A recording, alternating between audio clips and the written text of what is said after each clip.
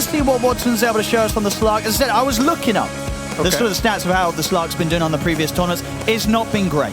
I think, you know, it was picked 2 times already here. It won 1 game. I believe that was an off-lane Slark, though, from Amar. And then previously at Blast Slam 2, it didn't win a single game in the games it was picked. And then I believe also Fisher Playground, there was one of them it was picked like 7 times. It won 1 game. That 1 game it won, I think it was like Satanic playing it. He kind of got carried. He went 2-8 on the Slark. His team kind of carried him. They did win, though. So there has been a carry Slark win once in like the last few months on these LAN tournaments. But I don't know. It's probably better than Jug. It is better than Jug. I don't know if Jug's won a game in the LAN tournament recently. Yeah, that would be probably quite the win to try and find in terms of histories. But the thing is also with Sniper. Sniper's just not been doing that hot recently. So we'll see what Gaimin Gladiators have got cooking. I think it's a win-win either way. One way, if they get the win, we get to see a Slark victory. And the other way, if the Slark ends up useless, maybe my hero's going to get a little bit of a buff in the next patch, Gunner. You're a big Slark guy? Yeah, I think your face is Void. I'm a disgusting I think he's my most played hero. Actually, no, that's true. Void's above it. Slark's like second. Every time I tune into the stream, I see a little ODPixel Void, double Battle Fury. But let's have a look. What do you make out of this overall? Do you think Gaimin's got something cooking here, or do you feel it's going to be a tough one against PARIVISION? Bottom lane, Malady. Is he going to be survive with these stick charges? No, he's gone. First blood for 9 class. Down on the bottom lane, Watson. He's kind of stuck. Yeah, he's dead as well. I don't know. We'll see what happens, but I'm doubtful, Gunner. Full context. Yep. I was going to answer this the same way. I was going to say I think they cooked a little too much. It might be a little burnt in the kitchen right now for this draft. I'm not a Slark fan. I also think Sniper is definitely in a weird spot. He's playing versus Tiny, who has jumped. He's playing versus They can dive again here. Oh, no. Malady. If he dies again? He's definitely dead, right? Surely, unless he can juke this. He can't juke it. No, he's gone. Well, on the plus, Watson gets a little bit of solo XP solo under the right tower. there. There we go. Yep, deny as well. 2 denies. Okay, they're back. Watson's got this. But what do you make of this? The problem is, I look at PARIVISION's lineup. It's pretty terrifying. There's not a lot of question marks on their lineup. It all makes a lot of sense. They even got a last pick Ricky in there. I think these days, the anti-tanky heroes that would just right-click a lot, right? You think Sniper, you think Slark, where they're really happy to play versus tanky heroes. He's fine. He is all out of region. You expect them to be good because a lot of the meta is these really tanky heroes, but the tanky heroes do so much damage that they literally this Bristleback is going to sit there, tank Slark for like full ult, full shard, refresher, ult shard, still gonna have 40% health, and then 3-shot the Slark after. So just the tanky heroes kind of do too much damage that I think the Slarks and the Snipers don't really provide. Like, Sniper's not going to do as much damage as Bristle or Lycan in a game. And he also gets ran at. So it's just a bit awkward. I just feel like Gaimin doesn't really have playmakers either. It's all on, I would say, the Nyx. Like, Tofu has to kind of do everything. Because Sniper and Slark aren't really making their own plays, especially if the Slark's behind like he is now. So there's just a lot of pressure on Gaimin, whereas Pari, Tiny can make plays. Lycan can even make plays with Wolves. Like, we see the Wolves solo kill supports randomly. Ricky can set up for plays. So they have a lot more options, and I always think the more options you have, the easier it is to play. And what do you sort of make of this top lane? You know, with the Lycan and with the Gem backup, how safe is Satanic here against this Nyx Beastmaster? I feel like he should be fine, unless he... I say that. You always ask at the kind of worst. I don't put you on the... Oh, he should be okay, though, maybe. No, 3 seconds. He might get sniped. I think the axes might kill. The Wolves, though, helping get the kill against Tofu and Satanic. I mean, Ace is going to keep chasing him. He has a stick. He might have to drop a branch for a stick. I think it's just a stick. Oh. It's enough to keep him alive from that set of axes. Wait, he's going to keep going. I mean, this next round's going to kill him unless he can deny himself to the neutrals in time. No, why did he summon Wolves? Ace gets him. All right. Yeah, at the same time, Tofu did die at the very start of that fight to Wolves, which would have... Actually, that chase would have been really bad if they didn't kill Tofu, because he would have gotten like full XP from the wave, so he actually didn't really get that much. Not the worst for Pari, I would say, even though Satanic goes down. Yeah. There's a big wave. He didn't really miss much for the Lycan. Watson, though, bot. I think he's fine. Yeah, he's getting decent farm out of this lane now, Watson, after that initial death. 17 and 9 on the Slark. They're getting a good amount of denies in as well against DM. I also like how Satanic has the Midas queued. I like the Midas Lycan, honestly. It makes a lot of sense because, especially with the Facet with the strong Wolves, you don't really use them to farm all the time. You always use them to chase heroes and kind of solo kill. So just having a Midas to fix your farming speed is just really, really nice. Because you don't even need to join. You just farm. It's like it's almost like Sunstrike, right? On Invoker, how every Invoker used to go Midas because they would farm while Sunstriking the map. It's the same thing for Lycan. You just farm with a Midas. The mid lane. It's going beautifully here for Quinn. Yeah. 26 and 10 against the 13 and 3 for no one. So tough times for the Tiny in these first few waves. Quinn dominating on the sniper. I was a bit surprised when they picked Riki, honestly. I thought they would dodge this mid matchup. The Tiny Sniper. I think Sniper is one of the best mids versus Tiny, just because he has 0 armor. And so everything Sniper does is amazing versus 0 armor. Tiny can never like walk up to you, can never trade with you because, you know, what's he do? You're going to do? Press an avalanche on you? You're not going to care. So I was kind of hoping that they would pick some anti-sniper mid-hero. I thought Invoker was in the pool, could have been good. And now all this pressure might lead to no one even dying. He's going to get some backup, no one, but yeah, no surviving this. They have the supports nearby, PARIVISION, but they cannot save the Tiny falling as Quinn's lane continues to be on the up. Quinn is probably the big bastion of hope right now for gaming. Obviously, game's very close, but I think just in terms of who has to apply pressure where, it's a lot on Quinn right now. Bot lane, Watson's not really going to be able to pressure that much, and even top, nice blink. Yeah, indeed, blocking off the pounce a little bit, keeping Watson held in position. I mean, I think that for me as well, that's one of the nightmares. Whenever I play as a Slark, Riki is just, it's so annoying. You know, you think you're out, you think you're in, you're blocking these pounces, you're having to deal with the smoke screen. It's not fun, Gunnar. Yeah, even if you pounce, you're trying to kill the Riki, it's so hard. He has 2 different blinks to get away from you. He has the smoke cloud if you jump him. It forces you to buy BKB. I think Slarks almost always want to skip it, just because you have two defensive tools built in. And then you have to buy the BKB just to be able to play your hero. It's like Puck versus Riki. It's just, it kind of feels gross to play. 6-minute Midas for Satanic. His net worth is he's top of the net worth. Even with 1 death, even with Quinn getting kills mid, he's still higher net worth than Quinn. They're going to try and mess around with Watson again. He has the pounce. Now, be careful whilst they've got the Fatal Bonds upon them, PARIVISION. I think they also know that Quinn's kind of around. He wants to make a little play here. Ooh, the XP rune. Was sending his Wolf over, but a little too slow. Won't be able to mess around or deny that. Ace has got it safely. Getting a good amount of stacks, though. Yeah, he is. I mean, is there anything they can do with that info? Do they sort of have a lineup that can take some heroes to contest this or do anything early around this spot? Probably not with no one's game. Yep. He's not even level 6 on the Tiny, so you don't really want to rotate. He's pretty much a full level behind.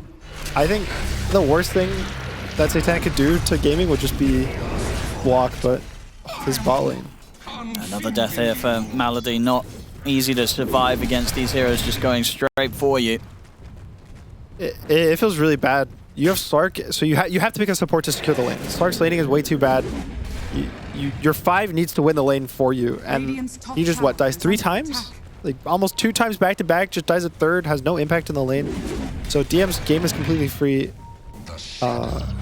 Even 9 class has a completely free game. See in the mid, no one. Getting bullied again here by Gaimin Gladiators. Got the assassinate coming in. He should be fine. He is going to be able to live for a little longer. Oh. Tries to turn with the toss back. It's a good try. Really using all of his resources to attempt to live. Won't survive. Meanwhile, this sniper on the back line's just getting dove. Satanic is here too. They can get the push going onto this tier 1 tower. And same time, I mean, 9 class, he went over to this ancient stack. He soaked up quite a bit of the XP when the rest of it's being cleaned up. Yep. And he was actually able to, he's actually taken away some of these larger ancient creeps on his own at the end of this. I also want to say something really cool. No one's one of the best players to do this. He dropped his soul ring when he fairy fired while being chased. So he actually got more healing from the fairy fire and it almost let him live. But I think the toss wasn't like super fast enough just to get him to survive. But good plays from PARIVISION overall. Getting a lot out of the map. Yeah, no, 9 class, basically with that move, he gained a full level. He just hit level 5, but he hovers around, soaks up the XP when and he blocks the rest was cleaning it up, and cleans up the rest. Yeah, being suitably annoying for the progression of Ace and his Beastmaster there with how much 9 class just took away from him. I feel like 9 class is the best annoying pause 4 these days. Like playing Terrorblade 4, playing Riki 4, just kind of doing stuff that you play versus him, and sometimes you don't even want to admit it's good. It just feels annoying to play versus in the game. Like you can tell it's just annoying, and usually when people do that, it's good. There's almost never stuff that people do that's annoying, and it's just a bad thing because it's messing with how you're playing, what you want to do, what you want to accomplish, and he's definitely really good at that. Invis on Invis. Easy bounty rune, but he will die for it. So not that worth there for 9 class. Tofu ready to shut him down. The Nyx sense. It's actually a really good innate ability. Especially in these matchups like Nyx versus Bounty, Nyx versus Ricky. You can go Invis and the other guy just never knows that you see him. Hoping for the power in here. No one. Does get it. And he does indeed. Shield rune. That's the full phase boots coming out as well, but has a lot of recovery still to do with how much more Quinn got against him in that mid matchup. I mean, he's behind Tofu. He's 400 gold behind the position 4. Bottom lane. Trying to bully Watson again. A little harder now. He's hit the 6. He's got the Shadow Dance. They don't have the damage to fight through it. Does have to TP out though.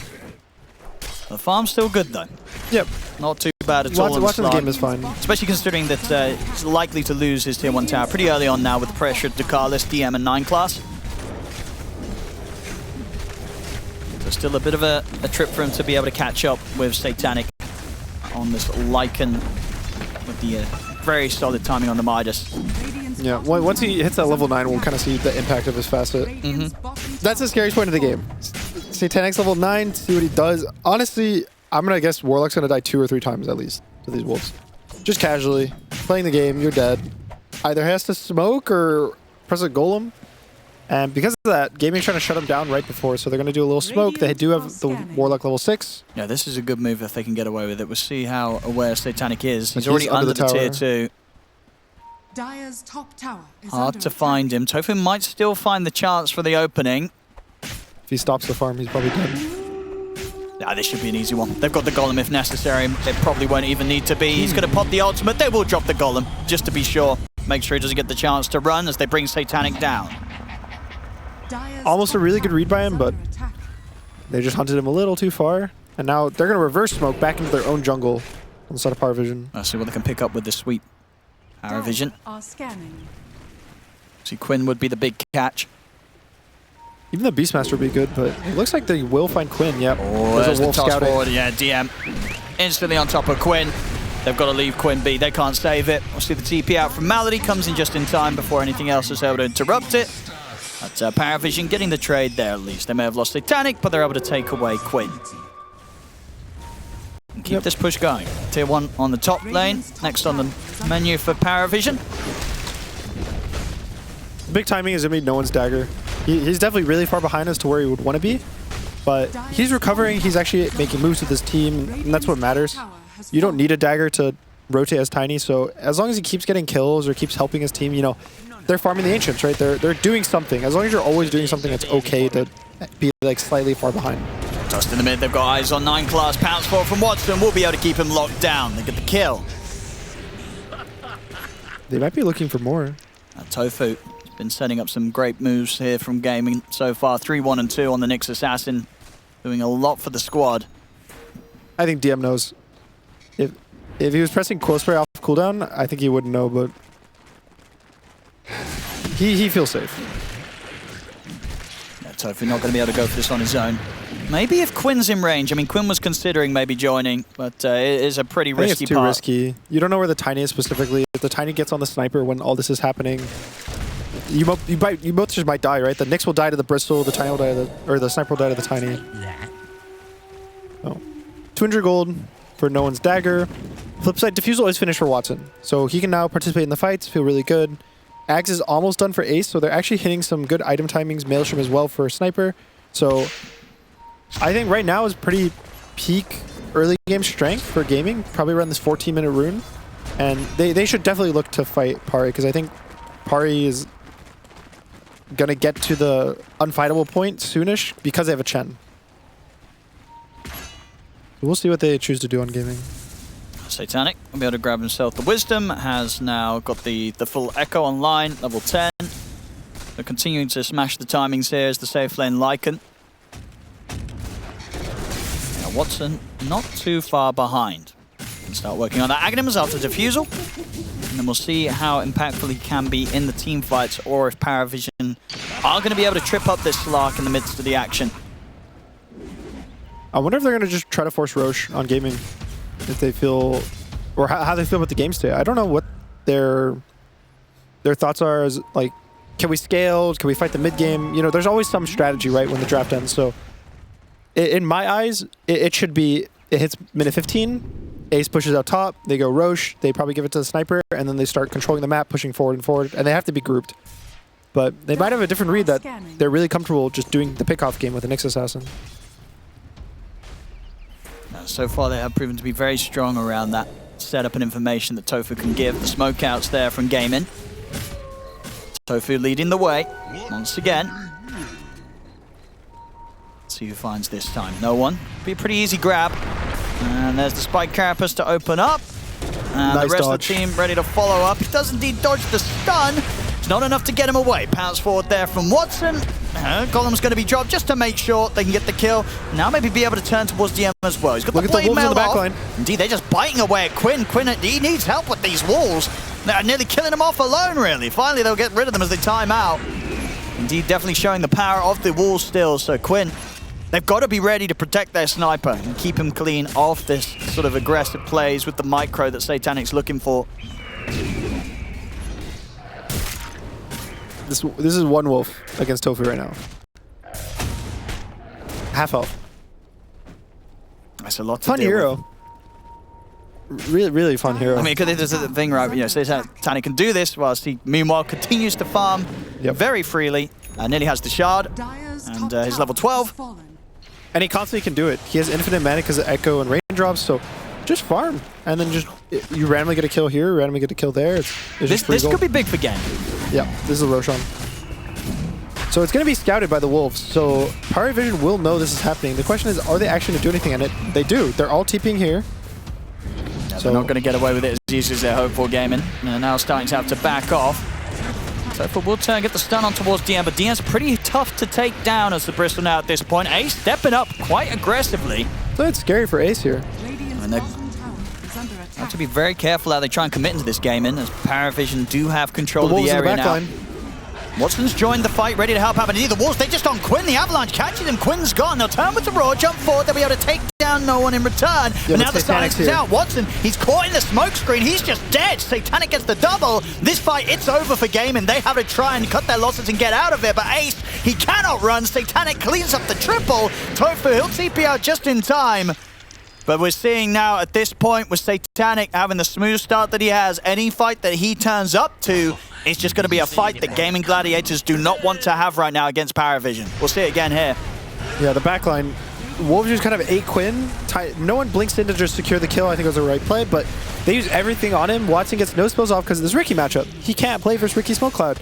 And I think once you lose those two big, you lose the Sniper, you lose the Slark, the fight, there's nothing you can really do in the fight. And now Pari gets his first Aegis. I've been saying, you know, that gaming really needs to hit this timing into a Roche, and Pari just completely, you know, ruins that entire plan. So really, really nice rotation as well. Just Satanic, right? He scouts out the Roche. He knows exactly what they're doing with the Wolves. And look at this. Look at these Wolves. The Wolves guys. and Riki. Oh no, poor old Sniper. Oh, he's alive? He's not for long.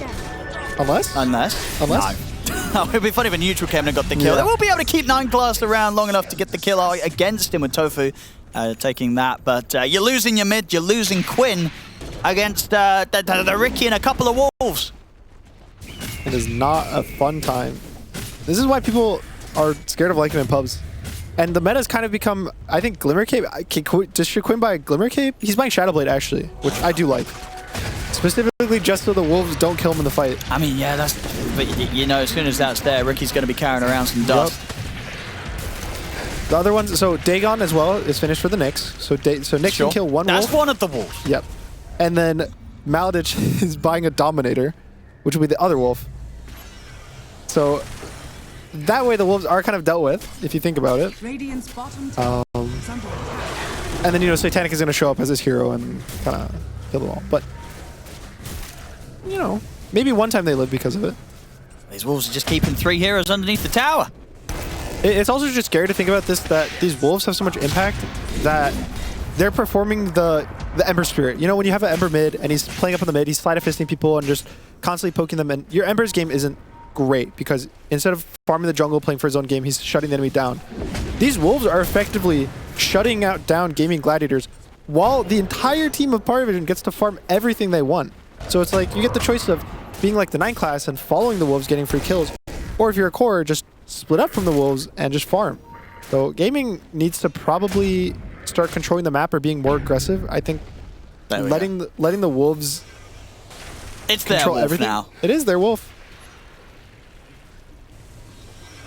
It's not strong though without the buff, unfortunately. But at least it's not, you know, it is vision. It's your wolf now. It's yes. not. It's not against you. Yeah, you're probably not going to be able to do anything aggressive. You're just converting it into your side, and then you're just sending it out to sit somewhere where it's not attacking you. It could be worse. No, take it away from me. So that's what the plan is. Yeah. Are they going to go high ground? No, right? I don't think they go high ground. They just smoke. Yeah, I think it's really hard for Gaimin to fight into them. The thing is Gaimin has crazy damage still. They have Warlock Bonds, they have Beastmaster with Ags, even a start going in, but if the Warlock dies, I think Warlock is so big for their fight that the second he goes down, I think Gaimin should give up everything. Just completely give up this tier 2, don't even TP, don't do anything. Hold the tier 3 with maybe a sniper showing up, but pretend the fight doesn't exist right now. Fighting is just a bad idea. They got enough to kill him. They get the goo out. Not quite enough. Tofu's going to consider turning. We see the jump forward here as well with the Shadow Dance. Watson wants to fight this. Looks towards no one, but no one's got the illusion. Turns with the combo. Ace, he'll drop the raw, but there's nothing to follow it up. Ace is just dead. And Watson, he has to pounce away. No, he's fine. See, so now's the issue. They try to fight, right, without the Warlock. And you saw how little damage all of PARIVISION took. And now they can just keep walking tower to tower. They're just going... They took bot tower, now they took mid. They're probably going to cut top now, take top tier 2. And honestly, I think this Tormentor will not be a throw. Well, this is a game where you can comfortably go for it. You can 5-man the Tormentor. You got Chen heals. You know, it'll be fine. Please don't cut to them in a minute now where they all just die in the Tormentor. Don't edit this out. But yeah, PARIVISION kind of does whatever they want. They're going on DM bot with Watson. But he still has the Aegis, 50 seconds. I don't think he can even die once. I mean, Watson's going to take a fair bit of damage as well in return from the Quills. All right, maybe once. There we go. Aegis gone. He's fine though. Yeah, they can't do it a second time. Here to back him up. Yeah, PARIVISION sweeping over, so Gaimin have to be careful how they stick around. They still want to try and fight this Gaimin with this smoke up. Tofu trying to get the info for the setup. So if they can catch anyone out alone. At the moment, PARIVISION pretty well grouped up. And grouped up enough to not allow Gaimin to get that chance to strike back and find an opening. 7,000 gold lead. All right, they want to fight. They do. Ultimate popped here by Satanic. They're ready to run straight at them. PARIVISION down the mid. Gaimin's under a ward. They know because of the Stark passive, so they're just going to get out and give up everything. But 5 heroes in the base, if Pari wants any fight, I think this fight's going to be good. But Warlock is alive. He's going to drop the Golem. But nice Satanic, Manta dodge. Yeah, Manta dodge is the initial instance of it. And that's it. Tofu will live, though. So an ult for an ult. Satanic popping his ult, but obviously the longer one coming out in return from Gaimin with Malady dropping the Golem. That's out for 140 seconds. And won't have that. And Watson, he's going to try and get out the smoke screen. They have the Avalanche. Will be able to get the Shadow Dance off in time, and now he looks to try and turn. But the Glimmer Cape's there on towards no one. No one's able to continue to control him with the toss. Watson, he's got to try and find a way out of this. Will be able to pounce back down to the low ground, keep himself alive. Again, neither side losing any lives. Do have the full Crimson now and Ace, so a bit better protection for the team against these Wolves of Satanic. So scary for Watson to kind of play these fights out. Because if he gets like one Avalanche into a smoke screen, he's probably just dead. They don't have many defensive tools because the supports both had to buy their Dagon and Dominator for the Wolves, so no Force Staffs out, no Glimmer Capes too. PARIVISION has what? Glimmer Cape on Bristleback, Glimmer Cape on Tiny, and they have a Solar Crest on Chen. So PARIVISION just is able to buy these purely defensive tanky items, whereas Gaimin Gladiators has to buy... they're defensive items, but like, how defensive is a Dagon? How defensive is a Dominator? It's purely for the one Lycan Wolves, and you're not dealing with the rest of the 5 heroes. It's just a Crimson Guard. The only thing that stands between Gaimin Gladiators and PARIVISION damage is one Crimson Guard. Look at this bait, though. Got the setup. Watson. The follow-up. Still no one gets the combo off, and in fact, Tofu's just straight dead. Watson, he'll continue to try and push on for this. The Glimmer's there. They use the rod. They really want to kill no one. Can they actually finish off the job? They can't. No one. He's going to be fine. Watson has to bail out of this. They turn towards Ace, kill off the Beastmaster, and now they can try and look to chase. Watson's got to keep running. He has only 1 pounce. That's his only button. This is it. He's got pounds Did it TP, cancel? and if they got anything to stop it, they don't. But we're seeing that. I mean, that's the concern, right? It looked like an easy setup to try and punish no one, but they just had so many ways to bail him out. And Gaimin Gladiators, at least with the heroes they had there at the time, they just don't really have that explosive level of damage to kill these heroes quick enough. Yep. And now Quinn, no, he's fine. It was really close to Quinn actually being caught by a Wolf and Ricky, but ooh, this again feels here, this bad. attempt. Completely alone. Yep. He's in the middle of the river. He turns around, kills one instantly, and then everyone shows up. They press every button on impossible, and he lives. He's sitting in the smoke screen, has all this evasion, gets glimmered by Bristleback, gets glimmered by himself, doesn't even die to the magic damage. It's commitment. You're committing too much for a tiny. But it's hard. He's constantly showing himself being aggressive, and you can't play Dota in a way where you never jump on the tiny. You have to be able to jump him. You have to be able to kill him at some point, but at not that point. Dire are scared.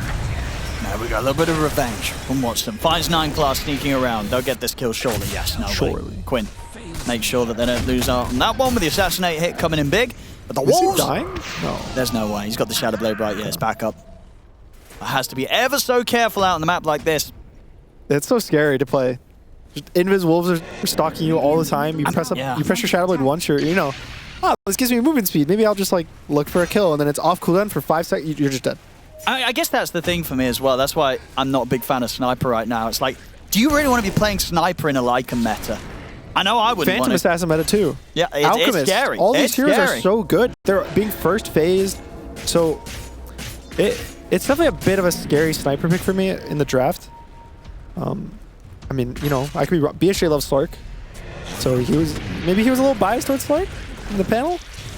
Obviously, we know a lot. We know Dota very well, so they've got the silence onto Watson. They have any follow-up. Move forward here. Smoke screen to follow things up. They have Golem drop down to try and give some space for Watson to escape from Watson to get out. He can't. The toss is there for no one. Watson, he's dead. And now they can turn towards Ace. Ace is going to try for the TP out. They don't have any interrupt, so Ace will survive. But Quinn, he's very, very dead as well.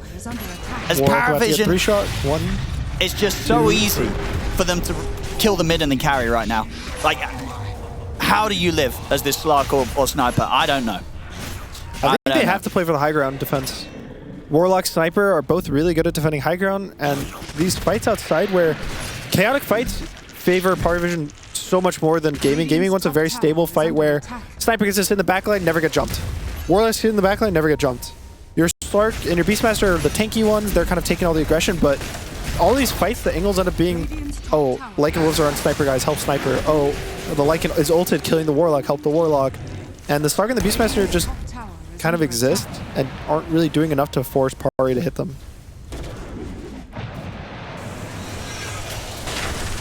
Maybe when the BKB's there for Watson, he's going to be able to stand a bit of a better chance. Because these silences, of course, are completely destroying him. It's only about 3,000 more gold. Yeah, it's going to be a bit of a trip there.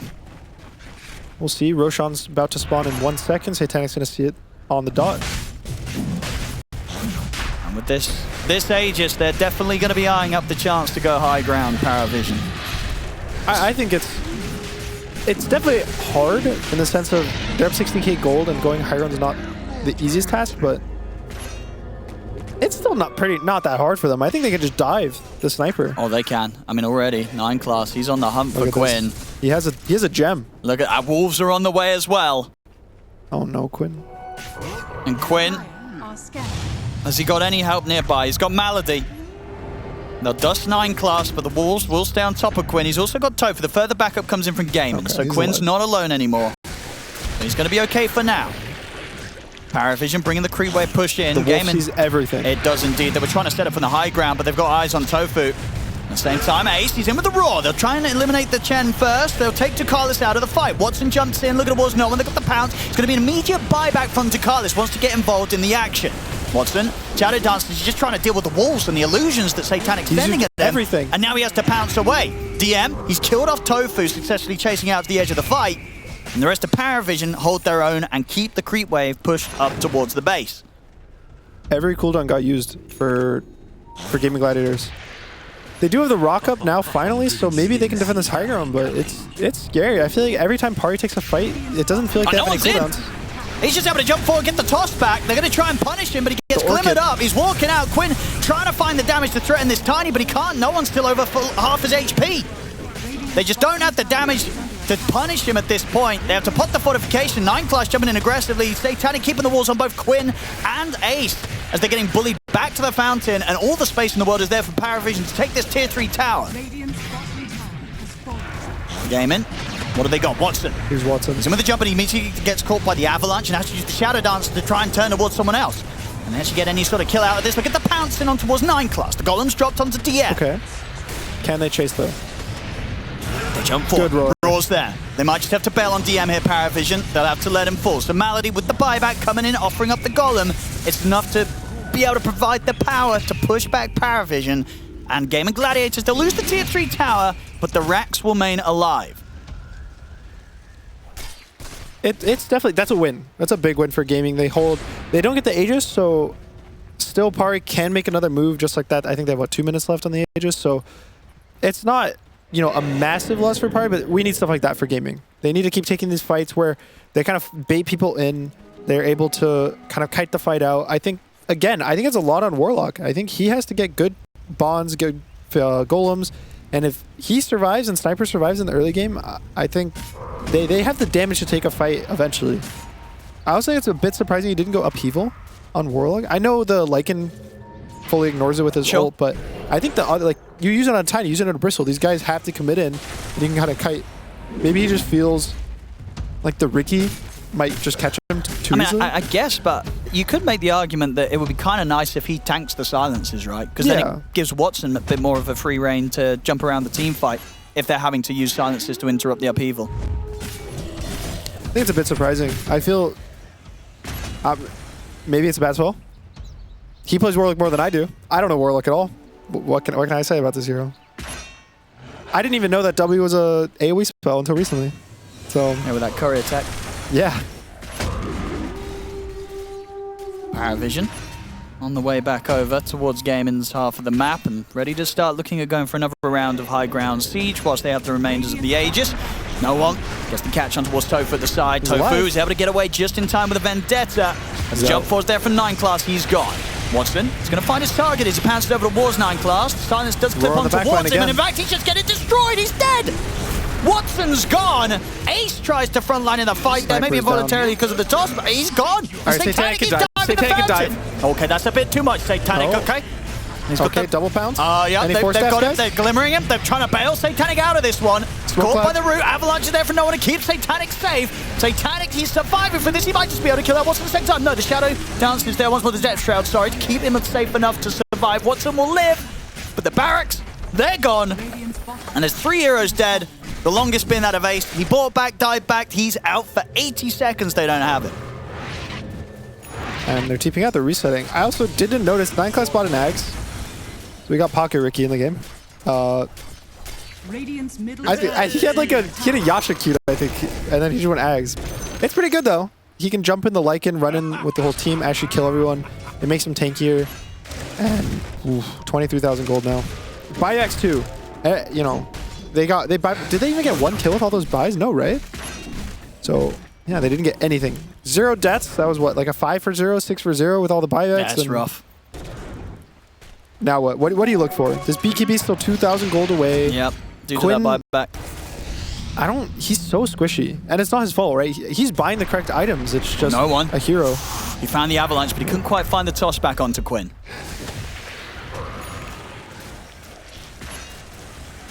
I think this is just another high ground push. Tofu. Trying to provide some sort of front line here for the team. That's the fortification out. Full AC now on DM, so everything really coming together for PARIVISION to tear through the buildings and tear through heroes as well. We saw how scary it is for Watson. He jumps in and gets caught. The overwhelming amount of damage, he just gets torn apart immediately. It's a hard position for Watson to be in. I don't really know how he plays the fights. It's not even his fault. It's just such a hard start game. There's AoE damage from Tiny. There's AoE damage from Bristle. There's smoke screen from the Riki. Even the Chen and the Lycan, he's not going to have the damage to kill, really. You saw that last fight. Ace jumped in, roared the Chen, and sat there hitting him for the entire duration of the roar, and I think he went down to like 50% health. So it feels like there's almost too much HP that Gaimin doesn't really have this burst damage to chew through. Bloodthorn now as well on Satanic. So anyone who makes a misstep in this fight and gets focus fired down by the entire team of PARIVISION, they're going to die so quickly. Yep. On Gaimin. It feels a lot like the tanky heroes right now are just really strong, because not only they're tanky, but they do a lot of damage. You think of Tiny, Bristle, Lycan, all these heroes have, what, 3,000, 4,000 health? No one. And look at that damage, right? One-shotting a support. You're not going to see Sniper one-shot a support that fast. You're not going to see a Slark one-shot. And they have half the health of the cores, too, so it is hard for them to figure out what to do. PARIVISION taking the barracks without Gaimin really being able to do anything. They're going to have one chance really around that golem from Malady. It's just the mid-racks remain. And I don't think they're going to stop. Roshan has 30 seconds, so it can even start respawning. There's no point to be scared.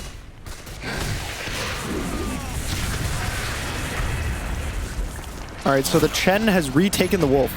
So we got helmeted down by the Warlock. Yep, and now the Chen has it. So back to the side of PARIVISION. Watson's got his BKB. So finally can kind of get involved in the fights, and obviously need to worry a little less about the silences. I think for him, it probably needs to be jumps in with the Beastmaster. They focus the Chen. Sure. Even the Riki, honestly, is a really good focus because he can't use his spells when he gets pounced by the Stark. And it's just hard because you really ideally want to kill the cores. You want to kill this Tiny, you want to kill this Lycan, but I don't think if Slark hit a hero for 9 seconds straight, full BKB, no kiting at all, he would even do half the Tiny's health over those 9 seconds. So, gotta, beggars can't be choosers. You take the Riki, you take the Chen, and then hopefully you can kite out the fight with Warlock.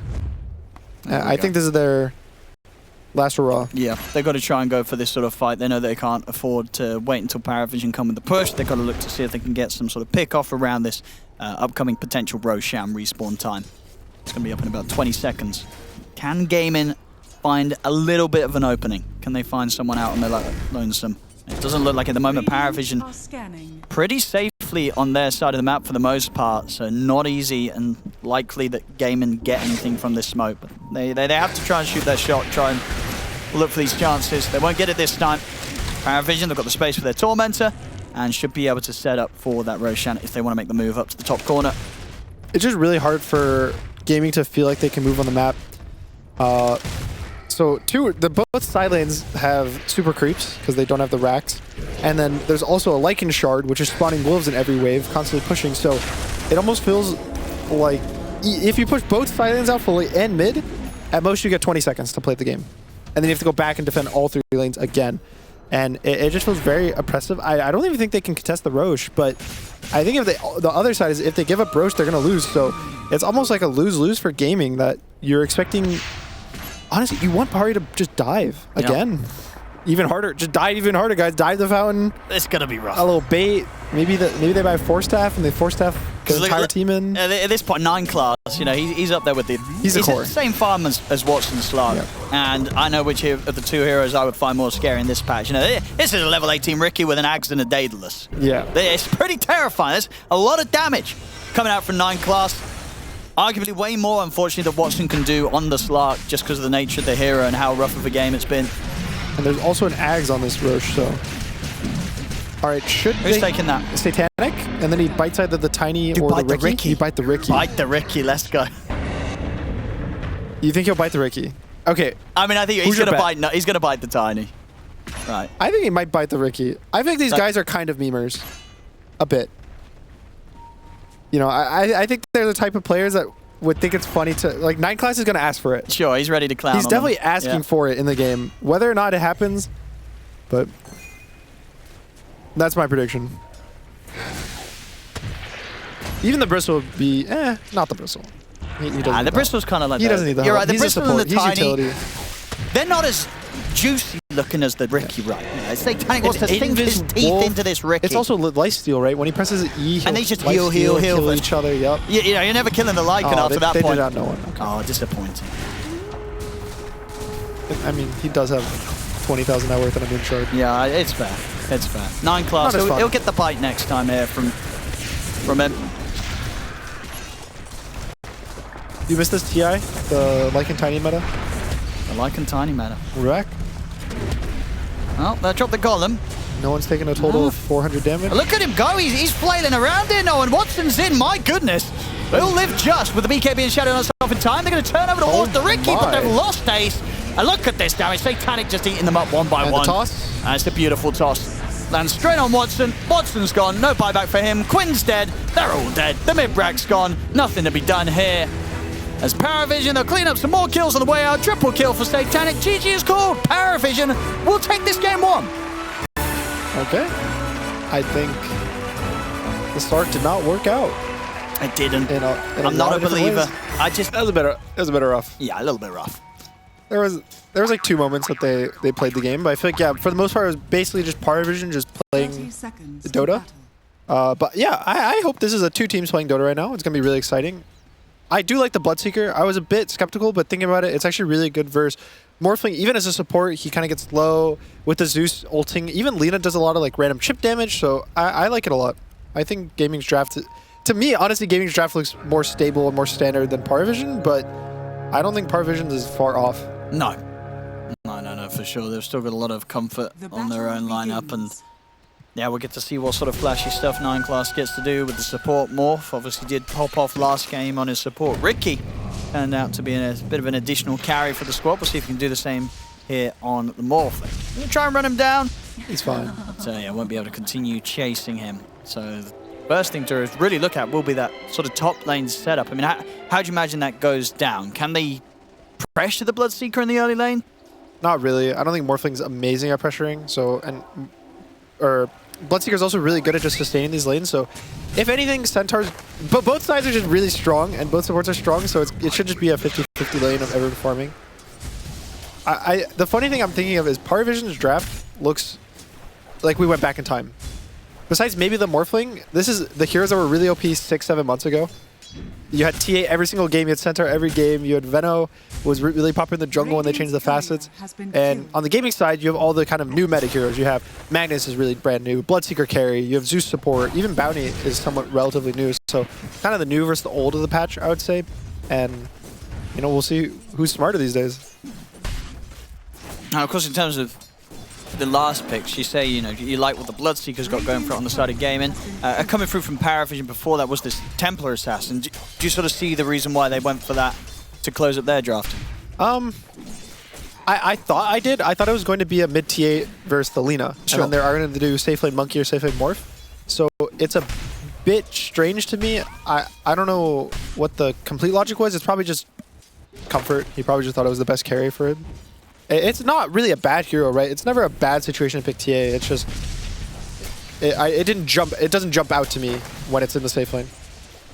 I also think Magnus actually is pretty good versus TA in the lane, because you can randomly Q her out of the meld, she doesn't get the meld hit. You randomly skewer her out of meld, she doesn't get the hit. So there's random interaction that can happen that actually end up favoring the Magnus. And also, more importantly, she doesn't ditch. She can't really be left alone early. So the Veno Ducalis isn't really able to do this jungle Veno thing that some of the other ones do.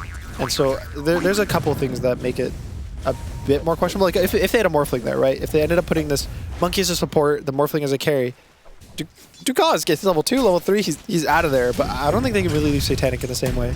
Top lane, they can go for the kill here. They look for Malady, he's able to jump away, health. but he's ticking down. See if they can finish him. 9 I don't think the W will do trees. It's not enough indeed. Malady will survive. Well, maybe they can turn towards the Bloodseeker instead. There's a stun. They've got the stun back online, blocking off his escape. Try and drop down the Blood Right and run. He'll live as well, but both of them in this top lane in a pretty dire position now. How are they looking on the regen? They've got a tango, just a last tango here for Watson. Yep. It matters how much CS he can get in this next wave. There's a double wave pushing into him. Centaur has 1 more stun left, so if Watson actually gets, you know, 3, 4, 5 CS in this next wave, it'll be good, but pretty much every single miss CS hurts way more than it usually does just because of this HP regen that he needs. Let's have a look. Alright, there we go. He's got this one. Yeah, he's got these set up under the tower, so he'll start to... This one he's got. Slowly recover. He's fine. As we can see at the moment, not getting as free as a time as we're seeing on the other side of the map, of course, for Satanic on the TA. Having the easiest lane so far. Yep, definitely a very chill lane for Satanic bot. And even mid is looking pretty bad. This was the other thing. I was surprised that they put no one into this matchup. I think Monkey King really struggles versus Lina. And TA's, you know, one of the better heroes versus Lina, at least historically. Even Morphling, I would say, is safer versus Lina to some extent. So he's doing all right, though. You know, it's not like he's getting completely beaten out of it, right? He's doing okay. Yeah, 20-6 against the 24-0. I think, you know, you take that. He's even got this wave coming in, honestly. So if he gets this wave, he's pretty much level in last hits. So not a bad showing from him so far. Top lane, trying to get in onto Malady, but he's got the jump away. Double bracer for DM. Do you like this facet, the no boots one?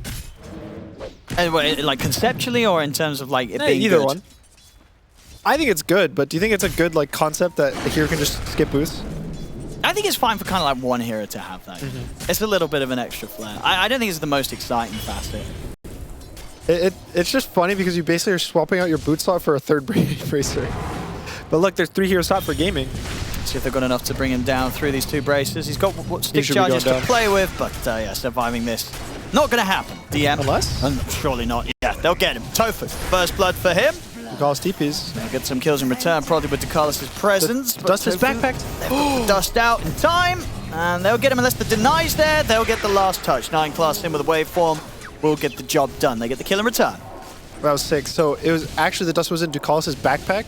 So it was going to be on cooldown. So instead of putting it into his, he gave it to 9 class. Oh, so 9 class could use it to just get like an instant dust off. That is pretty heads up. Good comms there. Yep.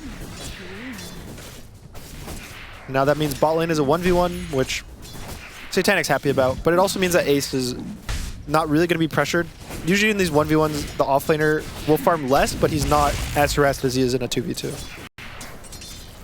So all in all, fairly even lanes. I would say a slight advantage to, honestly, to gaming.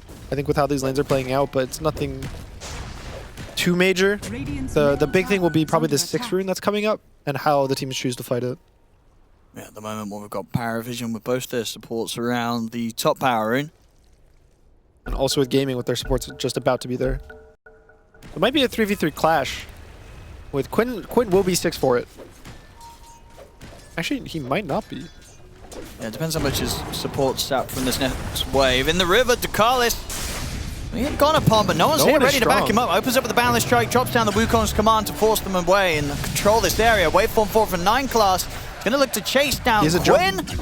They're gonna have him. Primal Spring at the ready. No one's in. They'll get the kill. Quinn to fall. As the numbers favor PARIVISION around the mid. As Gaimin not able to protect their own mid laner with their support's presence. Yep. And everything about this Lina Monkey matchup doesn't matter anymore. So I mean, he's still ahead, about 400 net worth, but at this point now, you're level 5 still on the Lina.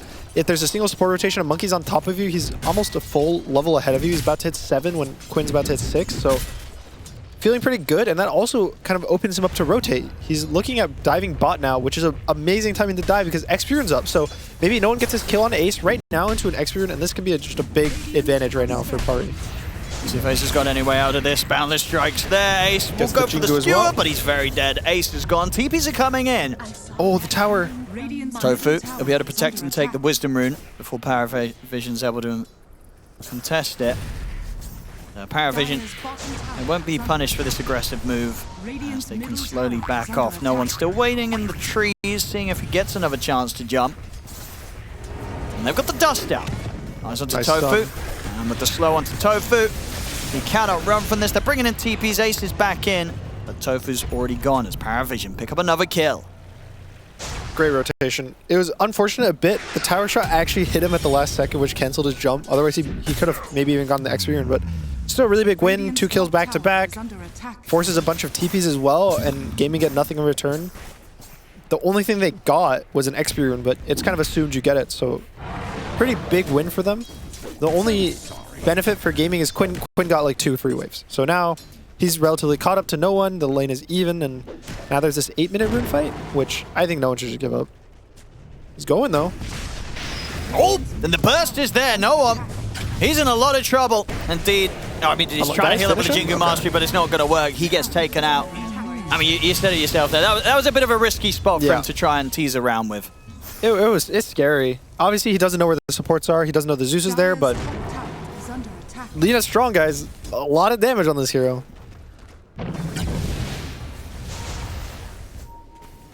Now the supports of Gaimin. Maybe see if they can try for something top. DM has got the 6. Stampede at the ready. The Rupture, though, will mean that a Stampede isn't going to feel good. He's still going to do it. And at this stage, I guess still with the 2 braces, he can sort of survive the little bit of Rupture damage that it does do. It's enough to step back with the Stampede. He can survive throughout it. They won't kill him. All right, good rotation from Gaming. Obviously, they don't get the kill on DM, but they force out the monkey TP. They get nothing, and now, ooh, Quinn? And 9class is going for it. He's got the setup. Boundless to Body follow box? things up. TPs are in, and Close. Quinn under the tier 2, so PARIVISION can't dive in any further. Decisive wasn't quite in range for the immediate follow-up and slows. The lack of pushback on the morph stun is so good when you play it this way. Because oftentimes when you're kind of being aggressive and you have that pushback on stun with the agi facet, you just push them all the way back. You can't chase them. But now, he basically has a, what is it, like a 4-second stun when it's max? 2.4. I think it's crazier. But still, he just has a free stun on a really short cooldown. Oh, right there, Quinn just stunned. Quick interruption on towards him. They'll drop the ult down onto Quinn as well. They have the Wukong's the Boundless Strike, keeping him in it for a little longer. Return with the Laguna Blade onto 9class, but it barely does anything at all. 9class is perfectly fine. Quinn will survive as he backs away. PARIVISION, they'll turn their attention over towards Tofu instead in the river. Tofu trying to bring down Decisive with him, and with the help of Malzy's Lightning Bolt, will get the trade. So teams lose the support. Cause remaining strong here. Quinn surviving. Watson Continuing helping to at the keep top that lane. edge. Gives Quinn a little amplified damage rune. And he's going to have the bots on the way out as well. So Quinn should have the chance to make a pretty explosive play once that Laguna Blade's back off cooldown. I like his call. He's just rushing in Ags, I think, is this. Yeah, boots travel to Radiant's Ags. bottom tower is under attack. I guess it's really standard, but I like boots of travel. There's some games I think some people skip the boots of travel and they just rush the Ags first, or they go some other item. I just think that in this one in particular, he really needs to be able to farm pretty greedy. The Bloodseeker farm is just very slow until the Radiance, so having a different hero to collect a lot of waves, be aggressive, show up to fights is good for them.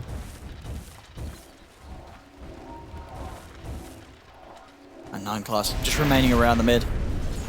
It looks like they want to make a play on top. Tofu TPs, Watson's has his Rupture again. 9class trying for the setup, looks to try and use Quinn's powers against him, but can't quite get the combo off before Quinn heads away. Top, they're going to try and open up onto DM again with a Rupture. We saw last time he didn't really care, and this time again he also doesn't really care. No one does Right. TP over to Half try health. and get involved, but takes a Laguna to the face straight away, so he'll have to be backing off immediately. And they've still got 4 here, really, on Radiant's Gaimin middle Gladiators. tower They is might under die. attack. See what Tofu can find, setting up with the vision, but scans hit, so they know that something's coming from the PARIVISION. They'll play relatively safe. Say that though, Does maybe. have Stampede. Yeah, with that Stampede and a hoof stomp, he's out of there. DM gets away. 9class aggressively trying to chase down Quinn, force him out of the fight. They've turned it with Satanic as well. No one's here. Let's see if they can close in upon him. Quinn. It's pretty speedy. Okay, easy Dragon Slave there to clip 9class. Radiant's courier As Quinn gets a kill on the way out of this. And it doesn't look like PARIVISION are going to be able to get their hands on anyone from Gaimin. Gaimin able to successfully back off and keep themselves alive. I like how aggressive the teams are both being. I think they're both kind of fighting. Dyer's top tower is which- under attack. I think a lot of the games we've seen, it's usually one team that fights and then the other either does nothing or responds in a pretty bad way. But both teams are pretty much bringing the numbers. The only one who hasn't really been involved is Ace No so one. far. Tower is under attack. Trying to this go is for this scary. play solo. He has to be able to dodge Laguna. He's dead for that one. Cooldown. Maybe overestimating his capabilities there, trying to go for that kill against Tofu. I mean, even if Quinn wasn't around, it wouldn't have been an easy one for him to find. He's having a bit of a slower start this game. The outcome at the mid lane wasn't terrible, considering it was the Monkey King against the Lina. But as these moments have passed, I mean, we're just, what, 12 minutes in? There's almost a 2,000 gold difference between No One and Quinn at this point. 2 levels as well, Yeah. which matters so much for Monkey. You want those passive levels, you want the stun levels, so everything right now is looking pretty good for Gaming. Yeah, solid start. There is the Satanic issue though. That's true. There's the Satanic factor. He's AFK farming to his heart's content. He's going to have a very good timing with the Dragonlance Deso. And it is a very good TA game. It's really good versus Lina. It's pretty good versus Bloodseeker because you can blink the Rupture, you take no damage. So the only question is, I think Magnus actually ends up being pretty good versus TA because she sucks versus getting BKB stunned. You stun her for 3 seconds, their whole team wails on her, she will die. So on the other side as well, Ace has had a completely free game. He's done literally nothing in a good way. He hasn't had his whole team's been fighting away from him. Whenever I fight to him, he has a full echo. It's about half of his harpoon done as well. He's second net worth. He's only behind this TA, so probably looking towards Ace. Maybe if he gets harpoon skewer backs or Blink is gonna be gaming's main character for a bit. Radiant's courier has been killed. I guess the question is going to be, can Satanic with the sort of start make up for the shortcomings of the other cores, right? Because both DM and No One, they're really slipping behind. Not been an easy start for them on the center and the Monkey King. Yeah, I'm a bit surprised with DM. I just think that these ruptures on him, even though they're ending up not killing him, the way it plays out is you just get so low, you wait, miss a wave, you miss 2 waves, and then now you're far behind. And the Bloodseeker is completely free farm. He's about to finish his Radiance. He's only about 1,000 gold away. And that's when he kind of really starts accelerating. DM really wants to go for this kill? No. Just pushing the wave. That's a very hard one to go for, even if they have the Carlos by them up there. They need at least a third member to try and have a chance of taking Watson down. It is looking a bit to be a scary, mid-game, I would say, for Pari. I think Gaming is going to get this Radiance on Bloodseeker, going to get the Ags and the Lina, and they're going to have so much damage, probably enough tank ability to survive the early game. They want to dive this. Pickoffs matter a lot for PARIVISION. TPs are coming in. Watson's able to turn with the Rupture. With the Skewer across RP to lock down TM. They will lose Watson, but it's going to cost them 2 lives in return. Both DM... Maybe even more. Tofu and no one dying for this, and indeed Tofu just running down the supports. Decisive trying to retreat, and he can't get away surely from this bounty. Tofu closing the gap. Shuriken's out, gets the kill. Will die for it, but the Shockwave drag back's there onto 9 class. He's got the waveform back up, so he'll continue to be able to escape, but they end up indeed losing 3 heroes there. They get 2 in return, but still a bit of a painful loss in the fact that these cleanups are occurring with Ace turning up, as you say, is just getting the freest game of his life, level 13 on this Magnus. Harpoon done and working on towards the Blink Dagger. It was a risky play to make right under this tier 2. Tier 2s are very scary. It's always really... You have to know when you fight outside a tower, you have basically 3 seconds to exist. You show, they're going to TP, and they're going to kill you if you're there for more than 3 seconds. And I think they stuck around a bit too long. There's even arguments to say, oh, we should go on him and instantly back off because we know they're going to TP. But they go for the kill. Watson survived a really long time, I think maybe in thanks to the talisman that he had. Yep. And even with all of that, he still finishes Radiance. 60-minute Radiance is pretty good. It's good timing. He's going to start accelerating, get to this Ags eventually. And that's the peak, right? It's the Bloodseeker gets his Radiance, gets his Ags. I think we've also seen Bloodstone or Dagon. So I'm kind of curious to see where Watson goes. There's a lot of different avenues. It's got to be, it's got to be the Radiance Ags, right? And then he's going Yasha. I don't think you rush the Ags instantly. Sure. Because you need a bit more HP to survive, because it's percentage base damage on yourself as well. So probably a Sanjin Yasha into an Ags is more normal. I'm not too sure on what the Bloodseeker's item order is. There is double daggers though for Pari. TA picks up one, DM picks up the other. So a smoke pickoff, maybe on Lina, maybe on even Magnus would be really good for Pari just for their map state. Yeah, because Satanic with these 3 core items done, he's more than ready to turn up to fights with the Blink Dragon Lance there. So he can hit very, very hard. Overall Gaimin, definitely in the more comfortable spot. Whereas with PARIVISION a lot. Yeah, he's just looking for no one mid. I get the skewer back. RP there as well to put a stop to any chance of a boundless strike or counter play. It's an easy, it's essentially solo kill there for Ace. He's getting a little bit of help from the Thunder God's Wrath. Same time up top, spots out the chance for them to get the opening onto Decisive.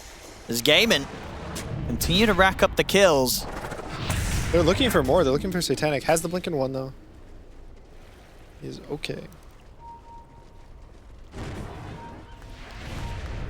Alright, no blink on Satanic. They're kind of getting surrounded.